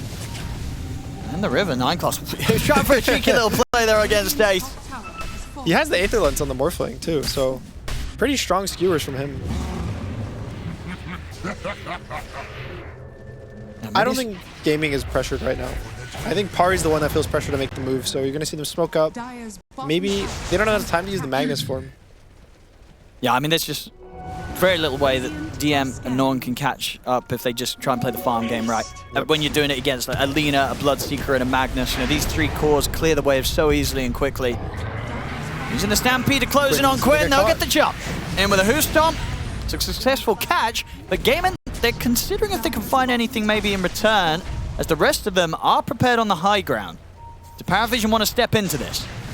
That's the question. Ace, he's in. He's able to get the drag back. Gets the opening on towards Ducalis. DM's going to jump forward to try and help out. No With the Wukong's command down, they'll kill Ace off. PARIVISION able to punish Gaimin for that attempt that Gaimin did make to try and get an extra pick off whilst their mid was dead. Do they chase this? Gaming looks like they want to chase, but I think it might be a pretty bad idea. Yeah, it's going to be difficult without Ace and Quinn. Satanic did TP out though, so pushing out top already, they're farming bot, and it's exactly what Pari needed. They got their blinks, they do a smoke, they get a kill in the mid. Gaming feels like, oh guys, they showed their blinks, they showed their stuns, maybe we can kind of turn this and then another core down. And again, they have 3 out of the 4 top network cores in the game, so they matter so much when these random cores get picked off like this. Tofu. He's trying to set up one towards Satanic. It's enough to allow Quinn to get him with the stun. The burst is there. Brilliant setup from Tofu, and Quinn ready to back him up. That was so close. He just barely got stunned before his blink got off cooldown. It was sort of max range as well. Yep. Coming in with that light striker. Eye of the visor. Vizier. That made the difference. It actually got everything. 100% did. Bot lane, no one. They've got the setup. They're ready for him. Rupture's there. He's going to go straight for the TP out, but indeed Malady able to easily put a stop to that one and make sure Watson can pick up the kill. Great back and forth. Basically, one team gets a pick off, maybe gets an extra kill, and then the other team gets a pick off, gets an extra kill. All in all, I'd say it does favor Gaming. I think they just farm faster between these deaths, between these kills, and again, I think their lineup scales a bit harder than PARIVISION's as well. I think the Monkey King, no one's had a really rough game. I would say, if anything for PARIVISION, I feel like no one's always the carry to some extent of just how the games play out. He always owns mid, he always has really high impact. So the fact that he's 1 in 5 is probably just hurting the standard like PARIVISION game. It's deviating from their goal. And I don't think it's his fault either. He's picked into a very hard matchup mid. He did very well for the matchup as well. But it's just a question of if his moves are going to hit, and they have not been hitting the whole game.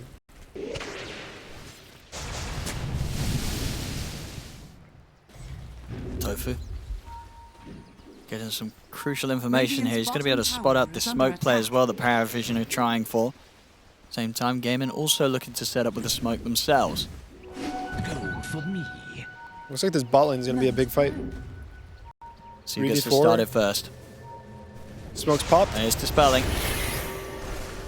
Got to put a stop to Ace being able to get any sort of initiation. 9+ is going to look to chase, finds the chance to pop Malady there. Turns into the Zeus. Use of the power of lightning against him. Good burst. Surprising, Morphling does so much damage. I feel like it shouldn't do damage. I don't know why. Just the W. I guess when you think of strength morph, you're like, oh, he's gonna be so high strength, but the way you play is you actually usually have more agi than strength anyway, so. Fun hero. I mean, are they going to get away with this? They're in the Roshan. Yeah, I think so. I think it's too late for Gaimin to want to contest. Maybe Ace goes in 1v5 clutch play, but it's so risky, it's not worth it. I think it would rather give up Aegis. No, it's on the TA. You can kill everyone besides the TA so easily. Monkey, 1 rupture, he's dead. Even the Centaur gets ruptured, he dies. So in Gaming's mind, it's probably, hey guys, we kind of messed up. We got picked off a bit. Just give them the Roche. We take a fight normally, we're still fine. But, you know, Pari's really happy about this. Satanic now gets 2 lives. Maybe he trades 1 for 2 in a fight. Is able to survive because of it. But still, overall, 5k gold lead. And the Ags is now queued up for the Bloodseeker. Yeah, if they're not able to sort of cause issues or slow him down before he gets that online Watson is going to be a real nightmare in these team fights. Like the potential of the Bloodseeker, I mean, you said it in terms of just the pick, right, with the draft. It looked to be a pretty good game for the Bloodseeker to pop off, and at this point he's on track to hit those crucial timings, and then when he gets into the action with these 3 items, killing him, you know, dealing with this fact of this constant shield that's growing upon him, it's going to be so hard for PARIVISION to find that level of burst damage to take him down. Even if Satanic's able to get into prime position, it's not going to be easy to take down this Bloodseeker. That's the thing. A lot of the strength of the Bloodseeker is how tanky he actually gets with the Ags. Yeah, it's crazy. And yeah, I think it increases your healing right from Thirst. So if you get, it's 50% bonus healing from his innate ability. And so you, 1 kill. All he needs is 1 kill in the fight. It'll full reset him, give him a shield, then he gets the 2nd kill because of it, and it's over. And it's such a scary thing to play into, knowing how much damage he does and how close it is. Because I've seen so many times, they're like, fight the Bloodseeker, kill, and then that guy barely dies. He just doesn't die, yeah. It's over. Tofu, on the other hand, he can die. Satanic catches him off. But doesn't really care.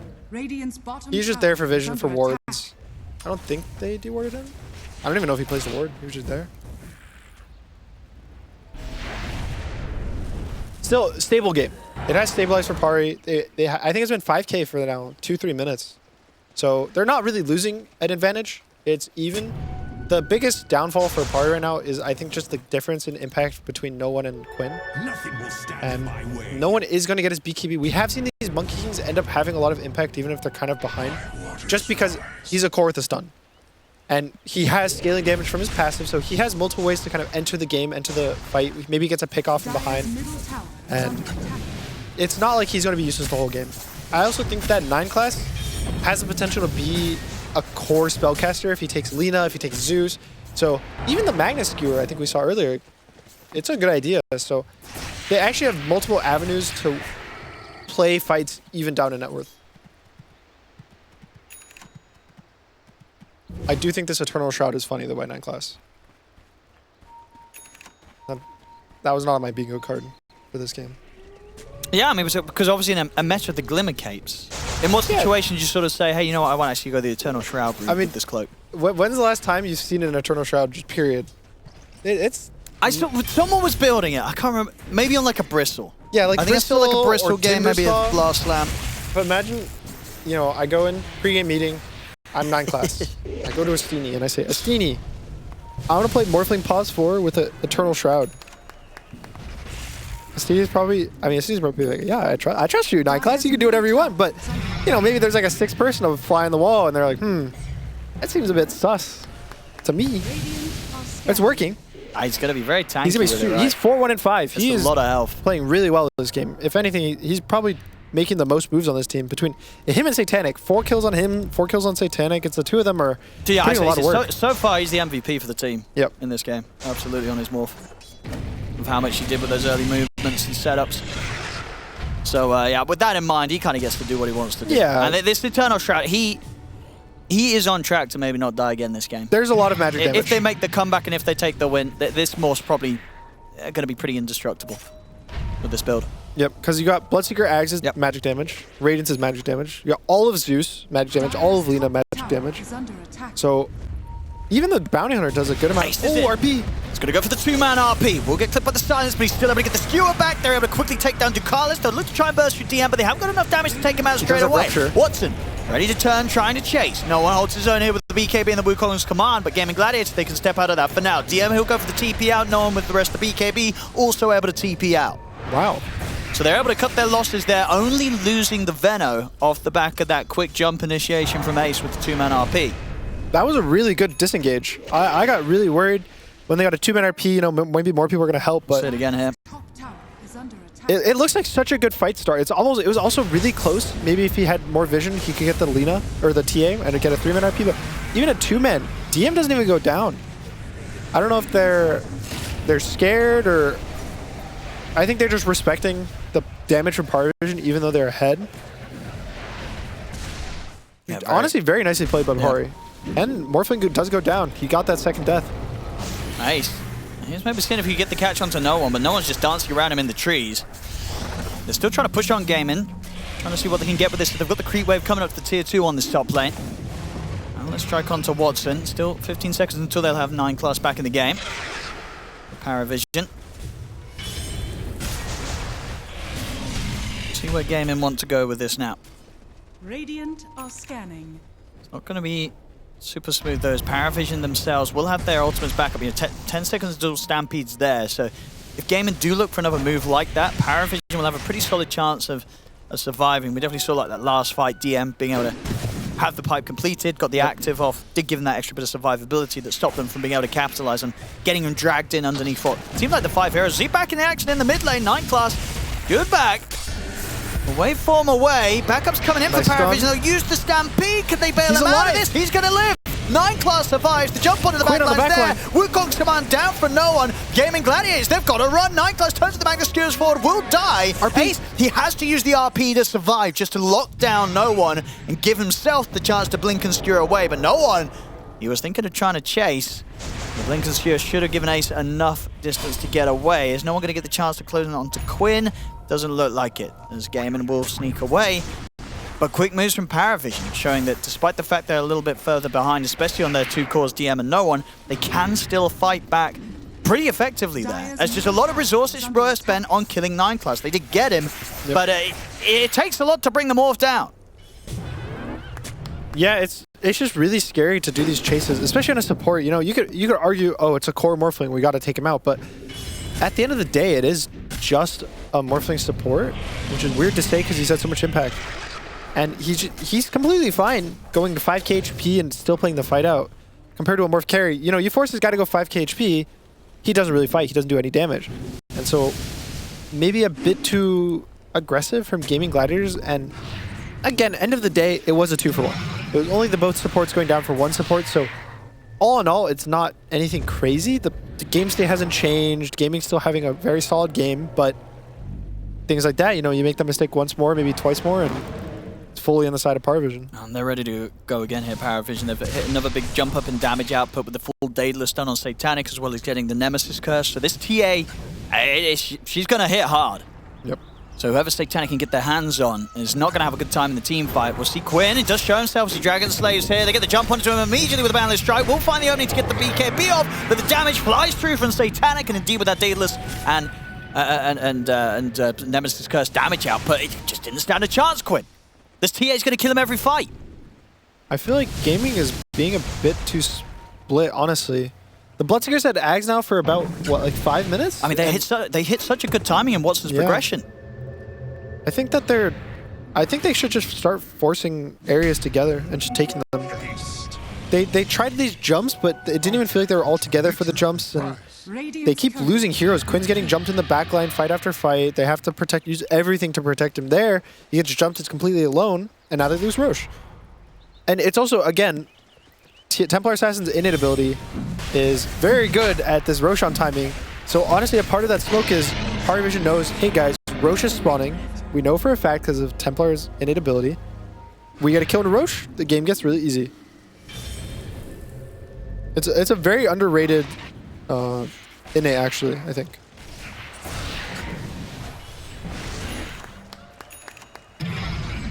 Bloodseeker got BKB. On the other side, no one did finish his Nullifier. Does that purge the Bloodseeker shield? Do you know? I don't think it does, right? I think it does. Okay. If it does, that's really big. I would assume so. You're the expert, come on. Bloodseeker started getting meta after when I was taking a little break. I think it does. We'll see. I want to say it doesn't. You want to? I'll do some research. I will see it once eventually. Otherwise, the thing is, if it doesn't, I don't really see a reason for him to have built Nullifier. So what gaming they're going to go for here? They're going to just play safe, get their Tormentor.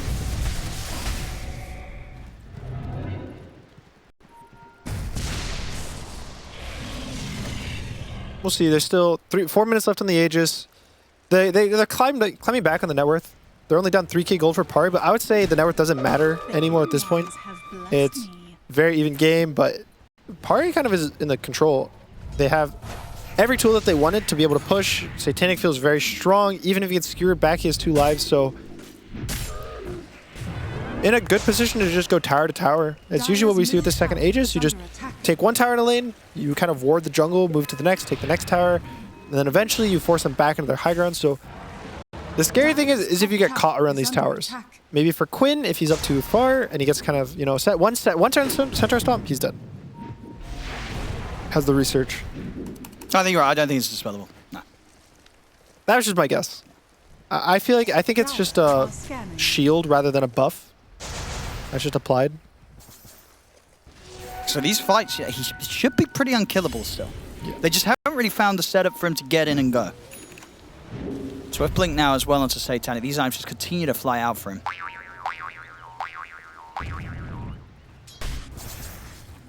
Are Pari gonna smoke? They're just controlling mid together, I guess. Smoke is probably cooldown.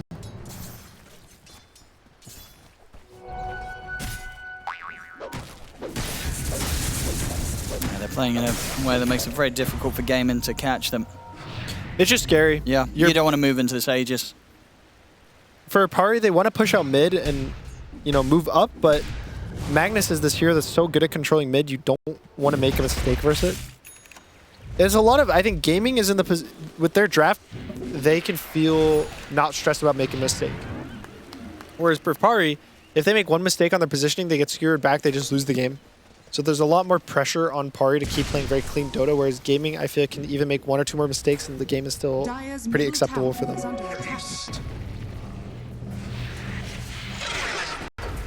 Here's the second tower, though. I mean, Gaimin's got to do something soon, right? Dire's middle tower has fallen. Only just being able to sit back and watch their towers fall. PARIVISION should be able to have a chance of bringing in this bottom wave as well. Maybe look to get that second tier too. We've got the full AC now on Ace. Of course, all things could still favor them if they do get a big RP. PARIVISION though, watching Watson in the mid. They're smoking up. Dire's bottom tower. Can they find this fight? It's into a minute left on the Aegis of Satanic. It is risky from Gaimin. Ace, he's in. Gonna get the drag back here on towards DM. They're gonna see if they can try and burst through him. He's already got the Pike, the Blade Mail, and the Stampede off. They'll use the Yules to control him. Do they really want to put more resources into try and killing him off? Good no, RP. Ace has to panic up. He to just hold back the Monkey King, but no one already got the BKB off. He gets glimmered. He's able to run. The stun connection from Quid is there onto Ducalis. They'll kill the Venom. They get the Rupture on Satanic. They're straight for him, but he's got that Aegis. They'll pop it the once. DM, he jumped in, got a 3-man Hoost on there on the backlines. Round 2 from Satanic. Does he want to get in on this fight? He certainly does. Looks towards Quinn. Couple of hits. Quinn's dead. Watson, though, he's the true terror of this fight, is he'll take DM down. And with that, 4-for-1. Yeah, they should be able to push down mid and get some real momentum going. That was a fight that works out into the Aegis. And it was a bit of a messy start, but sort of making sure that no one didn't really get to play the fight. As you say, the RP coming into place, just locking him into a position where he had to sort of wait it out and then run away. It gave Watson sort of the free reign to go target to target. And whilst Satanic, he could probably kill most of the other heroes. Killing this Bloodseeker once that shield's built up, it's just a bit of a different beast, right? Even for as farmed as this TA is, killing this Bloodseeker, doing the damage to bring him down, it's pretty down hard. It's a lot of armor on Bloodseeker too. He has 22 base, he has 13 bonus just from all the random buffs, he has an AC. So Templar Assassin's damage is starting to hit a bit of a wall, I would say. To give Satanic credit, though, he is 25. He does have the Swift Blink, so his damage, you can't really ask your carry to do more damage than this except for picking a Phantom Assassin. So it's just a question of if he's actually able to hit. I think in that fight, he barely got any hits off. He maybe hit the Bloodseeker 3-4 times, then was ruptured and instantly died. He will have BKB, though, so I don't know if it's enough. Because BKB these days doesn't really stop damage. It's mostly to stop the stuns, but won't stop Rupture, it won't stop RP. The vision from the Bounty and the Zeus are still going to apply to him through BKB. So you're kind of just removing 50% of Bloodseeker's like magic damage. And even that, I think Bloodseeker wins the fight, the man fight, through a BKB. Yeah, he's just got so much protection with the shield up, and now he's got this Lincoln Sphere as well, Watson. Very, very solid move there from Gaimin that's bumped them up to a nice 10k advantage now. Fight's very difficult for PARIVISION as DM and no one continue to fall behind. Gaimin coming down the mid, they've got eyes on Satanic, they've got the Yule Scepter set up. He's able to get out with the blink first. Jump forward from Ace. Not going to be able to get the catch onto Ducalis immediately now. He's able to find it, but the Thunder God's Wrath coming in gives them vision. He's able to get the drag back onto Ducalis. The Veno's dead. 9 class. Poking forward, but 4 against 5. Under attack. Very difficult situation for PARIVISION to try and fight this. They're setting up on the high ground, but do they really want to get into this against the 5-man of Gaimin? It seems risky. The ults are up for Gaimin. The RP's there, the Rupture's there. PARIVISION, I don't know if they want to show themselves. On the side, 9 class, he's straight caught. pick Ace after with pick. another grab. He's gone. They're going to try and Oh, fight big this hook 3 versus 5. They get the boundless trap of the two of them. Ace Good is RP gone. though. See what more they can find. Watson, he's just standing his ground, tearing through DM. DM's gone as Watson picks up the double, and he's ready to look to chase down more. No one has to go for the BKB TP out. He'll escape. Again, they're finding some sort of chance to poke in. Even when they have a numbers disadvantage, they get the kill, they get the taking out the Magnus. But nobody is touching this Bloodseeker right now. How much more can you ask to start a fight with a 4-man Centaur initiation? And then after all of that, all this, the Monkey Ring, the Templar Assassin pumping out damage, you get 1 kill after all of that, and now maybe they get a consolation prize, they get the bounty. Good timing from Satanic on the meld, but if they get Watson though, I don't know if they will. How strong. can they? He's so tough. They're going. They're trying. They're not stopping. They're in with the The boundless. Snipe Blades. And Quinn holds back Satanic for now with the Light Striker Red. They'll turn their attention over towards Quinn instead. And Quinn, he's a lot more killable. He's dead. The space is there for Satanic to escape, but at least PARIVISION, good sort of persistence there to chase Gaimin back over to their side of the map and get themselves a little something, taking Quinn down. It ends up actually working out. I think if the fight just like hard stopped at the initial fight, it was a massive win for Gaimin Gladiators. There were some buybacks. I think Morphling bought back. But now, Quinn goes down, Magnus goes down. This is just a reverse push now. Well, let's from have a look. Parv. I mean, they're going to try and push the base here. It's a full minute without Quinn. At the least, they might get the chance to force out the buyback. We'll see how much Gaimin Gladiators can do themselves 4 versus 5. We saw obviously PARIVISION not afraid to fight 4v5. Now it's the time to see what Gaimin Gladiators do whilst they haven't got the numbers advantage. Ace. See if he can get any sort of drag back. He's going to have the RP back up in 15 seconds. So definitely something that PARIVISION have to have in mind when poking the high ground. Tier 3's gone. Satanic continues to step up. Ace, he's in. Looks for the Nice skewer, but Yules. immediate Yules is there to put a stop to the skewer. Wukong's command's there. They'll get the stun connection on towards Ace, but he's forced out to the side. Watson, he's moving in with the BKB. Stands his ground against him. 9 class turns into Ace, skewers him back. He can't but if stand anything, here. he's kind of set up Ace for the 3-man RP. Doesn't matter. They'll survive through Ace's RP and kill Ace off regardless there. So it works out for 9 class. Using that skewer there to kill off and set up for the Magnus. He's ready to try and go for more 9 class. He's stepping up, waveforming in, tried to go for the skewer play, but the Yules is there this time to cancel his attempt at the skewer back. Bound the strike, though, down on the Tofu. The side blaze coming in for Satanic. They killed off Tofu as well. They cleaned up the mid set of racks, and now they're moving over towards the bottom. Ace is dead for a minute, same to be said for Tofu. Quinn's back in the game. Ace does have buyback. Light Striker 8, Laguna Blade, no one tries to dodge it, and the Glimmer is not enough to save him. No one's gone. Same to be said for 9 class. So the pushback, not going to quite be able to get Ducalis. Survives just by the skin of his teeth with that TP out. So Gaimin, they do manage to push them back, but PARIVISION, for a team that was, what, 10k behind? They just walked up and they just took the mid-racks, Gunner. What just happened? I genuinely, all of this started with this really good fight mid. Gaimin got, what, 2 kills and a buyback. And then now, Quinn died once. Tofu died again. Ace died, what, twice now in that fight? He used RP. They lost their mid-racks. They're still up 8,000 gold somehow. I'm actually surprised how they're still up this much gold, but wow. I mean, it's not even signs of life. It's signs of, you know, Party might actually just win the game if they win one more fight. If they're able to do that whilst they're this far behind on the gold, now who knows what's going to happen next? And they also do know, again, Party knows that Roche is up. So they know that either they're going to have to contest this Roche, I mean, doing it or Gaming wants to do it. 3 versus 5. I mean, you can see the two of them. They're maybe going to try and find a pick-off on whoever's coming down alone. And at the moment, it's Tofu. And they'll find him. They'll double dust him. All right, they got him. They'll double dust him just to be sure. He's got the Yule Scepter. No way he gets out. But they've got him on the way down. Tofu's going. He's gone. At the least, though, for Gaimin, it's the space to finish the Roshan. They may have lost the bounty hunter, but they're going to get the Roche. They're going to get that Aegis Cheese banner and Refresher Shard. Who's the Refresher? Is going over to Watson for some double BKB play?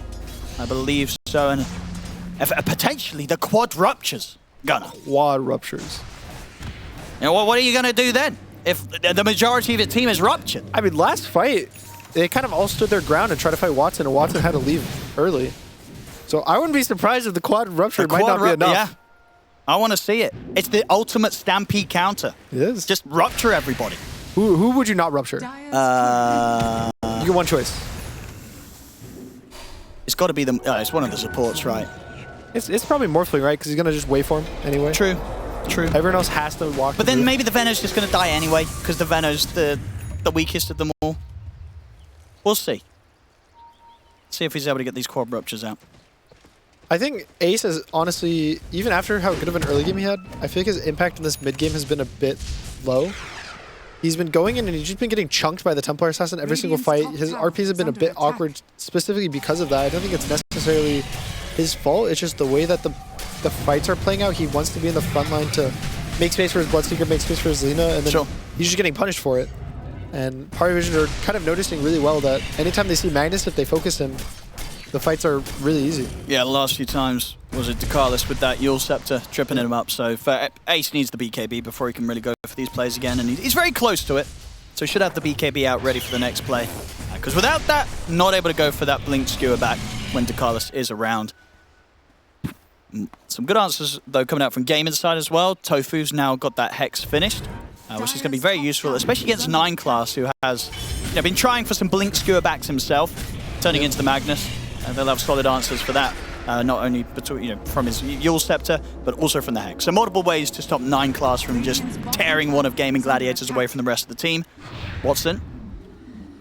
Dire's top tower is under attack. See if they're able to find anything here. I mean, Gaimin, they want to fight with this Aegis. And they're not going to feel too good about the fact that they were the team that just lost the racks, despite the fact that they probably do feel the fact that they do have this net worth lead. Yep. They've got to try and find some of themselves. I mean, you look at the situation of the map, they still have 2 tier 2 towers to take down on the side lanes. Whereas obviously PARIVISION, they've already taken all of those away from Gaimin. The map control, it's just been that slightly bit better from PARIVISION, despite the fact that they have been the team that, on the financial side, has been behind the majority of this game. I just feel like Gaming hasn't taken a good 5v5 fight. Most of their last like 5 minutes of fights has been running away, some random guy gets picked off, then another guy gets picked off. It hasn't been this. He's in with the opening up towards Watson. Once again, he burst pretty low. They got the Wukongs popped down as well. Gaimin have to run out of this. So the back off for now, look to reset. See if they're able to, Watson should be able to heal up here with the Mud Golems as such, get himself back into a situation to try for something again with this Aegis, because I do feel like there's 2 minutes left of Aegis. They're still going to really want to get something done with it, right? They're going to feel like they're almost deserved the barracks at this point. They're like, kind of just let us have it. Yeah, which is also surprising because, like I said earlier, Pari doesn't have amazing D-push. It's basically just Templar Assassin, you got to smack them, and then we start a fight with Centaur. They don't have the Zeus, the Magnus, the Lina. If anything, you'd be expecting Gaming to be the one that would be in this position, that they're just holding their base, but I just think Gaming hasn't really found these clean fights or the clean pickoffs in a while. The last time they did it, it was the mid-fight, and even that didn't end up well for them. They lost 2-3 deaths after it. They got chased. Radiant's bottom tower. I want them to be a bit more aggressive in terms of actually going for kills. Gaimin. It's just so hard for them to get the jump with PARIVISION positioned as carefully as they are. Maybe to Carlos if Ace wants to grab. No, I think he wants something a little bit bigger. And he knows that when he goes, he has to full commit. He can't afford to just try for the blink skewer. He's going to have to pre-BKB. Yep. So when he makes that play, it's going to be all in from him. Ace, he's in. He's going to try for it. In fact, he did the BKB and he gets away with it. Actually gets the grab. They didn't have the reaction or the chance to interrupt him. He's able to jump in, pull out no one. No one's gone for 100 seconds. It works out. And now PARIVISION, they'll look for the fight back. DM's in with a burst. That's Watson's life gone the once.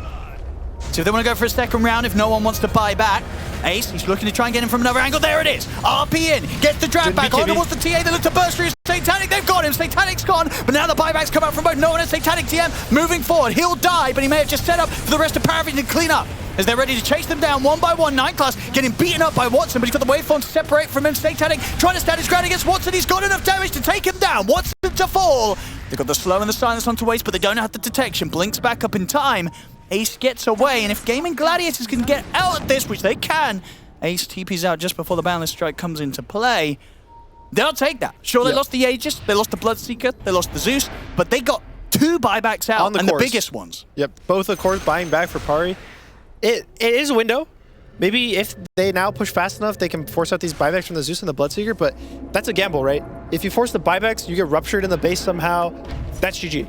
You lose a TA, you lose a Monkey at this point in the game, I don't think they can hold. So now we have basically 8-minute window for Gaimin Gladiators. Sure, You guys are a bit sad. Some people died.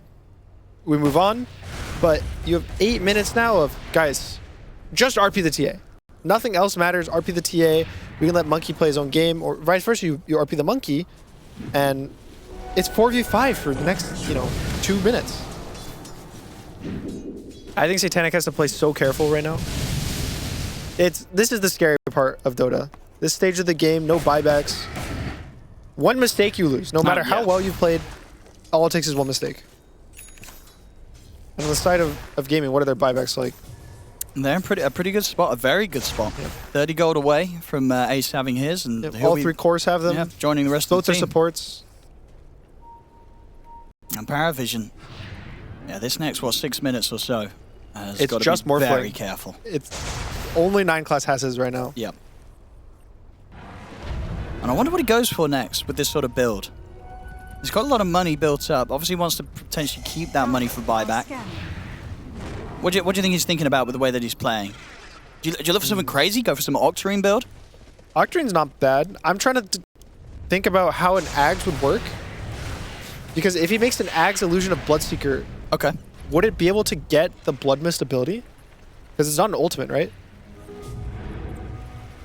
I want to say it won't though, surely. I think it will, because if they both have Ags... It's not considered like a second ult in the code? I don't think so. I think it's considered a normal ability. So there actually might be a world where he gets an illusion of Bloodseeker that just is a better version of Bloodseeker. DM. Gaimin. They're going to find him here. They've got the Hex opening. As tanky as he is, he won't survive through this. That's DM gone for 80 seconds, and indeed, at least for PARIVISION, they know it's likely that Gaimin won't know that he doesn't have buyback because it's not on cooldown. It's just the fact that he's 200 gold short. But Gaimin, they might test it anyway and then find out. And Ace, so look at the Harpoon drag back onto 9 class. Hex to follow up there. Tofu having the extra bit of lockdown to give them a chance to take him down, but the waveform's back up. 9 class turns into Magnus. He's able to skewer out in time. Gaimin won't be able to quite catch him. So at the same time, no one he's ready to potentially cut some creep waves. Dragon Slave won't kill 9 class off. Satanic's trying to back away, but Watson, he's in with the BKB, ready to try and dive forward. Satanic has got just enough HP to crawl back to the base whilst ruptured, and they have the fortification. No one's still watching from the backlines. Checking things out from the tree line, still 40 seconds without DM, with the fact that he's 160 gold short of the buyback. They don't know. You can't make these calls where you're like, oh, I don't think he has buyback. It's not like he's really bought any major items. I guess he just bought the BKB somewhat recently, so... Do you want to risk the entire game off of the chance that this guy is 100 less gold than he needs? That could have been really bad, though, for PARIVISION. It could have been. Yeah, if they lost an extra hero there, that would have been enough for Gaimin to just go for it. I think Ducalis actually Lincoln's, either he put the Lincolns on the Morph or the Ruptures cast him at the very start of the fight. So it actually did block one of the Bloodseeker's Ruptures at the very, very beginning. And this smoke might catch them off guard. Comes at a time very close to the respawn of DM. He's ready to join them. Roshan is back up. Can they take it down quick enough that the Gaimin's not here in time? To. Yeah? I think they're not going to be able to get out of the Roche pit without fighting them, but they actually might be able to. Gaimin's not moving. They're heading over now. Satanic, he'll take the Aegis, and no one, he'll take the Refresher Shard. They're all going to TP. They all have TPs. You think you just back out for your PARIVISION? I don't think you take this fight this far outside of your base. At the moment, they're holding back the TPs out. Scans hit, so they know that Tofu or someone's sneaking around. It's so awkward because you have to be in this small ball and just hope that none of you get like picked off instantly. So you can see them; they just keep moving more and more into the corner. It's because what you said, they don't all have TPs. That's the thing, right? DM's is on cooldown still, so he wouldn't be able to join them. The rest would have had the ability to TP out, but I guess they don't want to leave anyone behind. They didn't want to bail on DM. He has no buyback. Yep. But Gaimin make this smart play where they're just going to go for the high ground. And how long until DM can join them? 10 seconds. Okay. It's not too bad. It's just a tier 3. Could have been a lot worse. But all in all, PARIVISION got everything. They did. They got it. They get the Roche.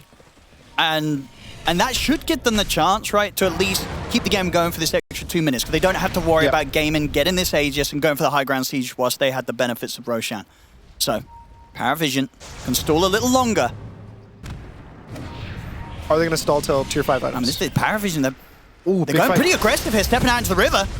Lincoln's popped onto Ducalis. I mean, do they really want to try and fight this PARIVISION? They're going to try and TM's in with the jump, but the Gaimin Gladiators able to force Ace back to safety. Balance strike down on Tofu. DM steps forward with the double A. Snappy there as well. They've killed Tofu off. Mally has to jump away. Nightclass gets the pull back on Watson. He's caught for the bash. Watson's dead. It's a beautiful catch there from PARIVISION as they get the 3 kills, and one of them being the big one, taking down Watson's Bloodseeker. And no one got the ban list onto Ace, but this might be a dive a little too far. Or maybe not. DM's in with the Blinger. Whostorm is going to force out the 2 buybacks from the support. Ace, he'll get the skewer back though. DM may have gone a little too deep, as the rest of PARIVISION now are going to have to back off. They lose their Centaur, but it gets 2 buybacks out. At this point of a game as crazy and close as this one, you take that one? Yep. You're probably not expecting to win the game off of this push. At best, you wanted to force some buybacks. So trading one death for 2 buybacks, Centaur is not even going to have to use his. It's looking a bit scary for gaming, especially when you lose that fight when they're walking into you. I feel like that initiation was probably a best case scenario for gaming. They blinked onto the Magnus, super tanky, and they Yules to protect him. They actually were able to kite out, but I think 9 class, so he stole Magnus, got ruptured by the Bloodseeker, and then survived an entire skewer, skewering Watson all the way to the low ground, so he didn't die. Big skewer. If 9 class died at the end of that skewer, Watson's full HP. He can keep fighting. But because the fact that 9 class lives with like 100 health off of that rupture, means Watson doesn't get the reset, doesn't get the full HP. He has to kite. TA's able to just hit him the whole fight. And what do you want to change for gaming? I think maybe they just need to start with an RP. Just RP 1 random hero, 1 core, hopefully. Kill that 1 guy. I don't think they can get jumped. They can't be afford to have this happen to them. I mean, yeah, this game's getting crazy. Yeah. 54 minutes on the clock, one of the longer ones we've had here on the mainstream. And looking forward to see what the next big items are going to be that's coming out. Satanic, of course, looking to get that Aghanim's Blessing on top of having enough gold for the buyback. And 9 class sort of looks like he's going to decide to just go for the Lincoln Sphere. Another one of those. It's really good for Bloodseeker. Yeah. I got really excited for a second. Watson actually bought a Dagon, and he moved his Basher in a backpack, but he sold it. I actually really like Dagon on Bloodseeker. You were at this point of the game still? Yeah, it's good. But you don't want to sacrifice the Basher, right? He's not really actually hitting that much. The majority of your damage is all from the Radiance Burn and the Ags Burn. Okay. So, to some extent, I don't think it's that bad. But it's a hard call to make. Because I feel like he's not even able to survive with that spell lifesteal. If you look at that last fight, the TA is just destroying him, so maybe his goal is just to bash the TA. Buyback situation, of course, it's now back to looking perfect for PARIVISION. They have the luxury of buybacks across the board. It's only the buyback, or the support buybacks on gaming. The Bounty and the Zeus.